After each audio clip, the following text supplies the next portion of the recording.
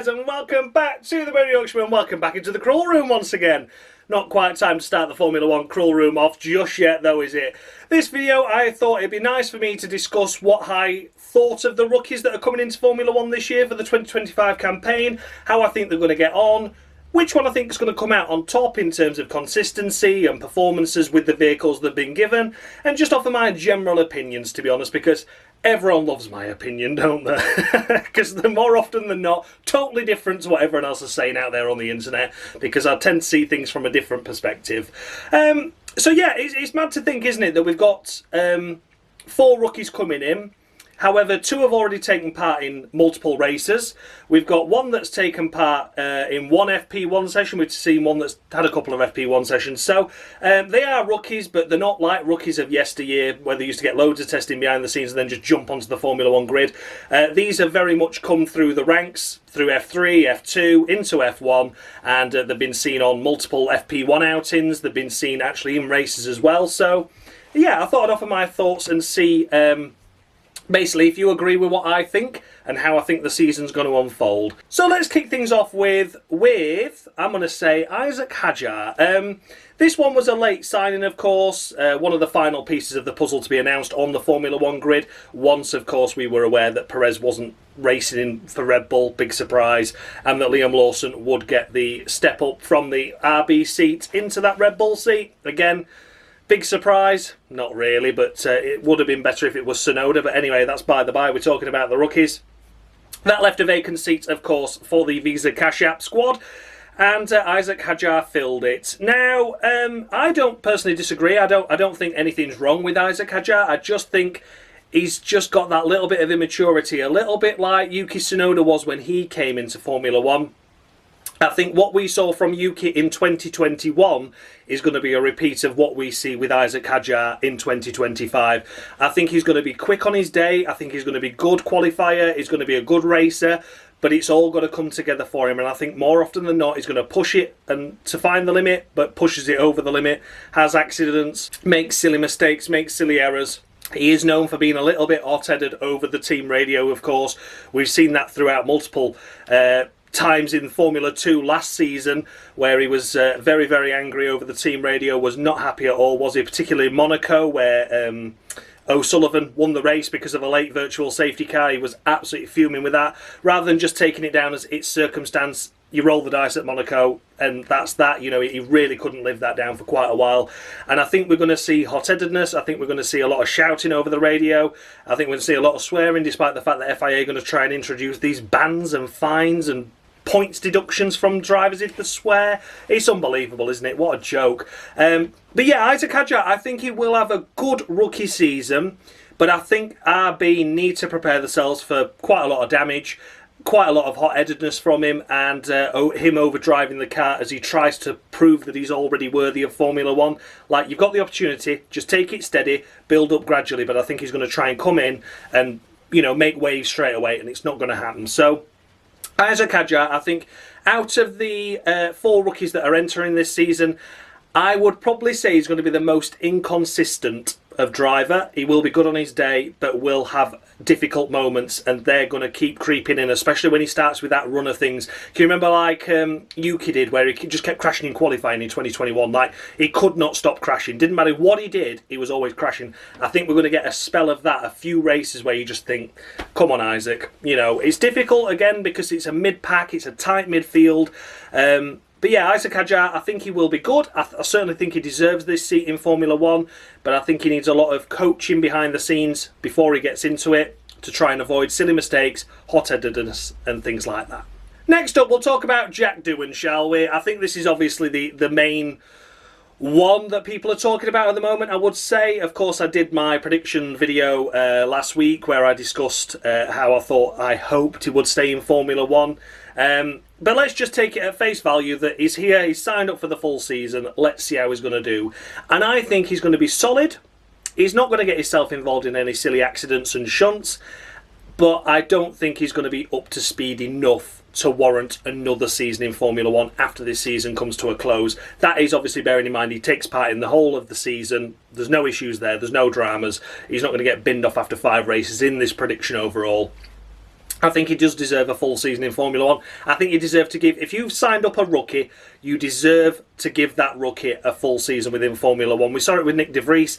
Very unfair for it to get rid of him so early. Yeah, he wasn't performing against Tsunoda, but the car was very bad. He jumped into a very bad car. That was probably the worst car that the AlphaTauri combination have ever built during their time in Formula 1, with maybe the exception of the first year with the Toro Rosso. But, you know, it was a bad car that they built, and Yuki Tsunoda, of course, adapted to it, but even he struggled to score points. And then when they replaced de Vries, they put Ricciardo in, and Ricciardo had a better car then because it was just starting to break through into points. So I don't think Nick de Vries was ever given a fair chance, and I don't think Doohan's going to be given a full chance and a fair chance this season. But based on how I think his season's going to go, if he is to stay the full season, I think we're going to see, you know, potentially Q1 eliminations while Gasly's getting into Q3, or certainly on the fringes of getting to Q3 with, you know, P11, P12, something like that. I think race pace overall is going to be very much Doohan playing a team role in terms of holding up the rest of the pack so that Gasly can get a cheap pit stop or a free pit stop, or if there's a late safety car or something, they'll take the gamble with Doohan to try and see if they can make something work. I think Doohan is going to be the scapegoat of the team, and I don't necessarily mean that in the bad way. I think he has been signed up to be a second driver, and he will move out the way for Gasly. He will be the driver that is more often than not on the compromise strategy. So if something happens late in the race, he benefits, but if it doesn't happen in the race, he can play rear gunner for the likes of Gasly to ensure that the team score the most points possible with that one car.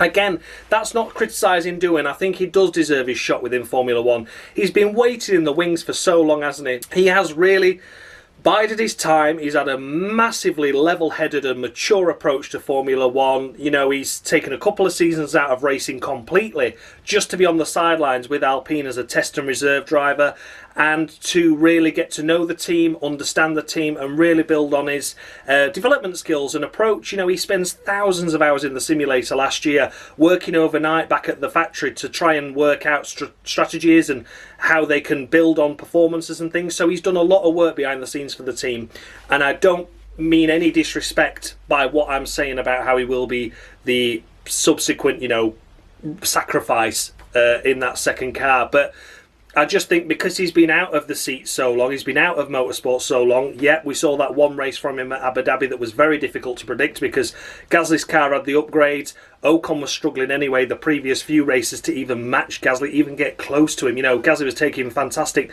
top 5 finishes.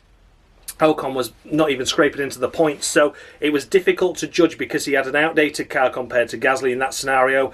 But I think even with equal cars, what we saw at Abu Dhabi wouldn't be too far away from the truth and what we see from him this season.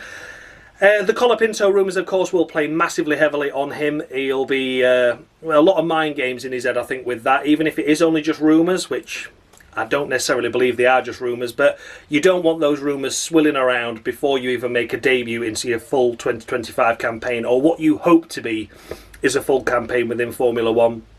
I do think Doohan earned this chance, and I think he's earned a season to prove himself in Formula 1. And if he does get the season, admittedly from me personally, I think he will be the weakest rookie, but he deserves the season that he's had due to his commitment with Alpine, the opportunities he's presented that team. The simulator work won't be for nothing. That simulator work has clearly helped with them results in races because they wouldn't be doing it otherwise. So, Doohan, I think he's a fantastic asset to the Alpine squad.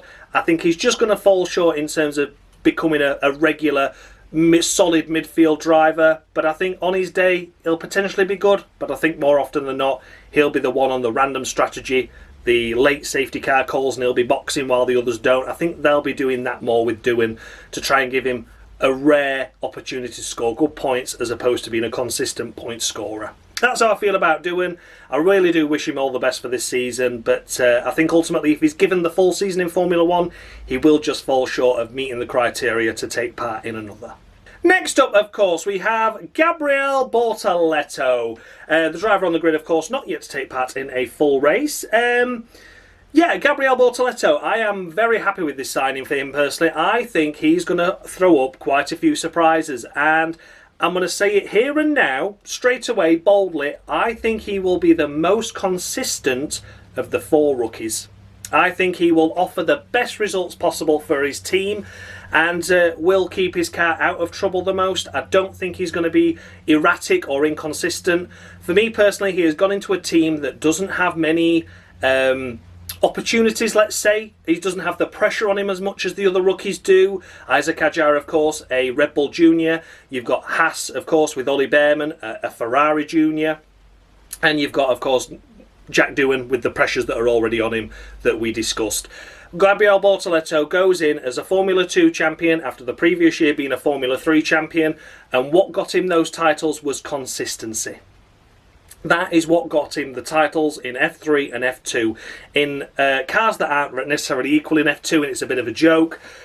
He was the one that when his car wasn't good on the day, he still got into the points, and that was the main thing he did. He wasn't always going for victory, he wasn't always going for podiums, he was just there to pick up the best points possible when they arose. There was one point of the season where Isack Hadjar had a 40-odd point lead in the championship, and he closed that and then beat him. So it just shows you the level of consistency that Bortoleto is able to put in his junior career will go forward to him, and in Formula 1. He will deliver the results. I'm expecting him in the first few races just to be learning, just get up to speed. You know, I think the car's going to be a tricky car to handle. I'm not going to say that Stake are going to massively climb up the grid or anything, but I think with Nico Hülkenberg alongside him, he's going to have a few races, probably after Monaco, we'll say that. You know, after Monaco, I think that's when he'll start finding his feet. We'll get the worst circuit out of the way with for rookies in terms of no margin for error. But we'll get that race weekend out, and then I think we'll start to see him slowly chip away, gain the speed, gain the momentum, close that gap to Hülkenberg, and then they can be a really good team that can work together, offer good strategic play. You know, you can pit one early, pit one late, and they can both be influencing the race, and they can both have their impact to make sure the team get the best result possible. As I say, Bortoleto is probably the most relaxed going into his 2025 campaign because there's no expectations at all. We know how bad that car is. I'm not saying that car's going to be massively better than what it was at the end of last season, but at least I think he's going to have more opportunities. It's not going to be a back row of the grid car like it was towards the end of last season. I think we're going to see those performances that Zhou Guanyu had infiltrate into the 2025 season, and we can see him maybe scrape an odd point or two in the first few races, but then I think the second half of the season, depending on how Audi go with the development, are they fully focusing on 2026 with the new regs, or will they focus a little bit more on 2025 if they've got a chance of anything better than 10th? We'll wait and see. But Gabriel Bortoleto, I'm expecting him to be the most consistent. I don't expect him to be losing his cool over the radio. And I think in the early few races, yeah, he will be having a deficit to Nico Hülkenberg of a couple of tenths, which could mean the difference between Q2 and out in Q1 appearances. But I think once he finds his feet, gets a few races under his belt, he'll start to do well for Stake Sauber, and will certainly close the gap to Hülkenberg, if not beat him on the odd occasion where Hülkenberg's having an off day. Like, for example, where Kevin Magnussen walks all over Hülkenberg at Mexico. You know, same car, Magnussen hadn't been doing great all season, but that race was an impressive one, and Nico Hülkenberg was just having a little bit of an off day. So, yeah, that's how I think Bortoleto is going to go. I think he's going to be the most consistent over the course of the season with the equipment he's been given. And he's going to be a really good rookie to see. And I think he's going to earn a seat going forward into 2026 and beyond as well. Whether it'll be with Sauber or not, I'm not sure. But I think if other teams have options to join, he'll join them. So the fourth driver I'm going to be talking about is Ollie Bearman in the Haas team, of course. Now, we've already seen what Ollie Bearman is capable of in Formula 1. Secured a fantastic P7 finish for the Ferrari on his debut. Chucked in at the deep end with that. One free practice session, thrown into qualifying and then thrown into the race at Saudi Arabia. A really tight and twisty circuit. A circuit where he just qualified on pole in F2. Was not expecting the opportunity at all and delivered a strong P7 finish in the end. And scored some points for that Ferrari squad. He then, of course, took the place of Kevin Magnussen, who was banned for the Azerbaijan Grand Prix, reaching 12 points on his penalty licence, and secured a point there as well. Brazil was a tough one. Lots of spins, lots of accidents in tricky conditions. Didn't fully damage the car, but was more often than not spinning, losing bits of wing, etc. So it was a tough one. For Ollie Bearman, though, coming into his first full campaign in Formula 1, it's going to be interesting to see how he gets on. I honestly think there's a lot of weight on his shoulders, of course, being a Ferrari Academy driver. The Haas team, of course, showed a lot of promise in 2024, and it's going to be interesting to see how they get on in that tight midfield pack. Are they going to be the head of that pack again? Are they going to be struggling? Are they going to take a setback? It's unknown. I think he's going to have an unspectacular start to his campaign. I think Ocon will beat him in the first few races. Again, a rookie on the grid. I'm not expecting anything from him. Not in terms of expecting anything from him as in he's bad, just, you know, how I feel he's going to build up and adapt to the sport. I think he's going to try and be more realistic with his expectations to start the season off with, as are Haas as well. They know they've got a long-term project in Ollie Bearman. It's not going to be an overnight success, although he has already shown what he can do in a one-off race, but it could be a little bit like Nick de Vries again. I'm going to mention him. Look at that impressive performance he had in Italy with the Williams, picking up points on his first ever race, and then didn't really do much after. I think we might see a little bit of a fallback from Ollie Bearman, and that's no criticism to him. I just think it's how rookies are, aren't they? They tend to go in all guns blazing, nothing to lose. I've got this one opportunity to prove myself. I need to do it. Now he's proved himself. He needs to hunker down and play the long game. And he's going to be, you know, a couple of tenths behind Ocon, but I think he's going to be relatively close. And I think he's going to be impressive. I think Ollie Bearman is going to do some great performances on the day, if the Haas car's capable of doing it, of course. And I think out of the rookies that we have, he is going to be the one that will score the most points across the season, if that makes sense. So, say there's 24 races on the calendar, I'd expect Ollie Bearman to score points at, say, 16 of those, something like that. Whereas I think the other rookies, despite the cars and equipment they've been given, yeah, they might get the glory of a podium, such as Kimi Antonelli, of course, with only the realistic car to do that. So Antonelli will, you'd like to think, out of all these rookies, score the most points overall, but I think when you look back at a season overall, Ollie Bearman will be in the points more often than not. If that Haas car is capable of it, of course, though, that's a big if. But if we're going to go on last year's expectations and how the points unfolded and how consistent the Haas car was, there's no doubt in my mind that Ollie Bearman can deliver the points for the Haas squad more often than not. In terms of his teammate, of course, I'm expecting a fallout between himself and Ocon at some point. That'll be on Ocon, not on Ollie. It's how Ollie deals with that as it comes along. But yeah, overall, I think Ollie Bearman is going to be a strong and great asset to the Haas squad. I think he's going to deliver a lot of points to the team, and I think he's going to be a great driver. I would say he's probably going to be the second most consistent across the season, and will do a solid job for the Haas squad. And then last but by no means least, we talk about Andrea Kimi Antonelli in the Mercedes. Given his opportunity as a rookie, an 18-year-old, stepping in for a 7-time world champion seat, that's a big seat to fill, isn't it? What will Kimi Antonelli do, though? I think it's going to be a little bit like Isack Hadjar. I think he's going to try and go in all guns blazing. I want to get podiums. I want to get victories. I want to beat my teammate. I need to prove I'm capable of this seat I've been given and this opportunity I've been given. And we're going to see gravelly moments, we're going to see crashes, we're going to see silly incidents on track with other drivers where he's going to knock his front wing off or punt someone else off, and it's going to take him a few races to settle down. I think he's going to come in a little bit too hot-headed, unfortunately, for Kimi Antonelli, and again, it's because the pressure's on him. He's been given an opportunity that not many drivers do. You look back at Formula 1, when was the last time a Formula 1 driver, as a rookie, was given an opportunity to race for a potential race-winning team? It was Lewis Hamilton in 2007. There's been no other rookie on this grid that has formerly been a rookie ever been given a big seat straight away. So yeah, he's got some big shoes to fill, absolutely. Kimi Antonelli will be good, though. He will get there. I'm still expecting George the Russell to be the more consistent driver of the two. I still expect George Russell to be the driver that will secure the most podiums, secure the most points over the season. And I'm expecting Kimi Antonelli to be second driver more often than not this season to his teammate. But I still think on the day he's going to have some good performances. It was difficult to judge how his F2 season went because Prema had the bad engines in the car and they really didn't adapt to the new F2 car itself. Look at Ollie Bearman. I mean, at least Antonelli beat Bearman, but again, it's not consistent. It's not equal playing fields in Formula 2, so it's difficult to compare. But you look at Gabriel Bortoleto, F2 champion, Mr. Consistency. Antonelli in that championship was good on his day, but also had errors, mistakes in there as well. So Antonelli, big shoes to fill. I think he's going to go in all guns blazing, and he's going to overdrive the car, which is going to cause issues, cause him to be out in Q1 where he doesn't need to be, and it's going to take him a little while to find his feet and settle into a big position within Formula 1 as a rookie. And I think once we get to the second half of the season, we get over the summer break, I've got no doubt in my mind that that second half of the season is going to be fantastic for Antonelli. That's where he's going to start matching Russell and more often than not giving him some bother.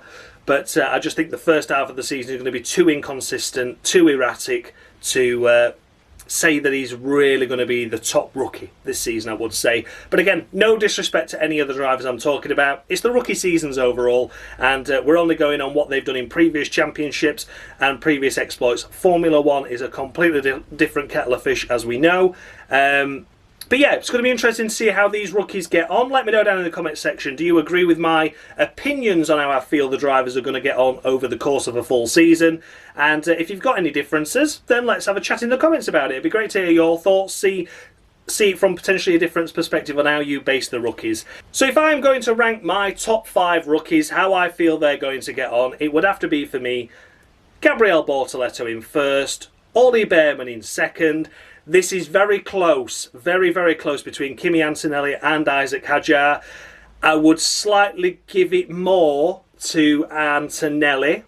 Then it would be Isack Hadjar, and then it would be Jack Doohan, of course. But yeah, those two I'm tipping them to be very close in terms of over the course of the season with their consistency. Absolutely no doubt in my mind that Antonelli's going to score the most points, probably followed then by Bearman, then Hadjar, then maybe Bortoleto, then Doohan. But again, you don't know how bad the cars are going to be, how good the cars are going to be. But in terms of overall consistency and making an impression on the grid and showing that they can drive and outdrive the car that they've been given, it will be for me Bortoleto, Bearman, Antonelli, Isack Hadjar, and then Jack Doohan. That's how I predict it. Let me know how you predict your top 5 in the comments below. And as always, let me know your suggestions and feedback.